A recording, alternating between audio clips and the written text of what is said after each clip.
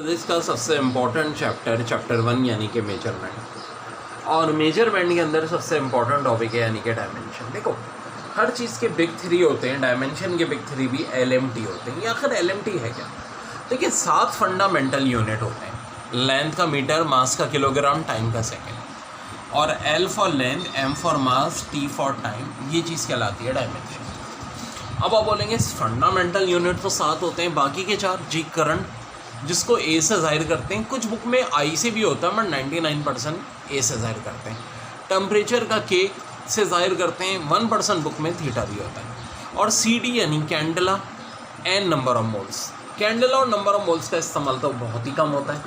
Basically length, मास और time होते हैं। तो बिल्कुल तरतीब से, बिल्कुल स्टार्ट से बहुत डेप्थ में हमें टॉपिक स्टडी करना है।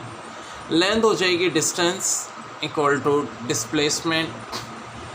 अब देखो, किसी भी चीज़, लेंथ हो, डिस्टेंस हो, डिस्प्लेसमेंट हो, एम्पलीट्यूड हो, रेडियस हो, सरकमफ्रेंस, बायो वाले सुनने 2πr, यानी एक सर्कल का जो चारों तरफ का लंबाई होती है उसको सरकमफ्रेंस कहते हैं, 2πr। अब एक स्क्वायर है, उसकी चारों लेंथ का सम पेरीमीटर होता है। तो देखो, इन सब की, वैसे तो हम बोलेंगे कि भाई पेरीमीटर को 4L लिखेंगे, जी बिल्कुल लिखेंगे, लेकिन डायमेंशन इन सब की क्या होगी? L ही होगी, क्योंकि डायमेंशन के रूल के अकॉर्डिंग 2L + 3L 5L बिल्कुल जी होता है। मैथ्स में तो प्लस होगा ही, लेकिन डायमेंशन इसकी क्या कहलाएगी? L ही कहलाएगी। अब एरिया की अगर हम बात करें तो एरिया की डायमेंशन L², वॉल्यूम की डायमेंशन L3, और डेंसिटी की बात करें तो डेंसिटी होता है मास पर यूनिट वॉल्यूम, यानी ml-3। अब बड़ी इंपॉर्टेंट बात कि डेंसिटी तो हो गई, अब स्पेसिफिक ग्रेविटी होती है डेंसिटी एट पार्टिकुलर टेम्परेचर।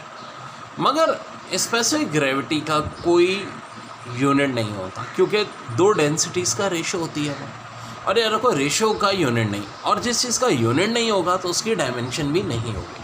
अब आप बोलेंगे क्या सर, डेंसिटी की डायमेंशन को हम M/L/3 लिख सकते थे? मेरे भाई, डायमेंशन को कभी अपॉन में नहीं लिखते हैं, माइनस पावर में ज़रूर लिख लेते हैं। ये वजह है कि डेंसिटी को हमने ml-3 लिखा। बहुत सारे ट्रिक्स करनी है, बहुत डिटेल में करना है टॉपिक।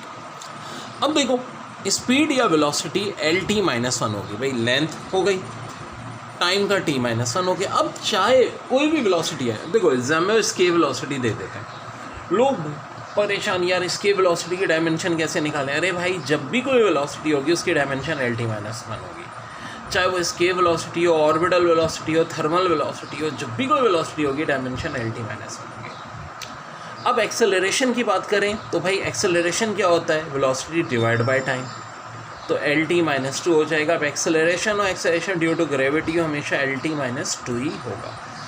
अब कोई भी एक्सेलरेशन हो, सेंट्रीपिटल एक्सेलरेशन हो, सेंट्रीफ्यूगल एक्सेलरेशन होगा तो उसकी डायमेंशन LT-2 ही होगी।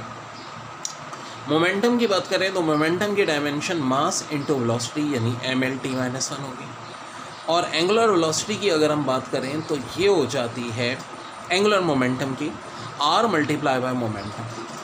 मोमेंटम की डायमेंशन हम देख चुके हैं, ml-1 + L का इजाफा कर दो, ml² T-1 हो जाएगी।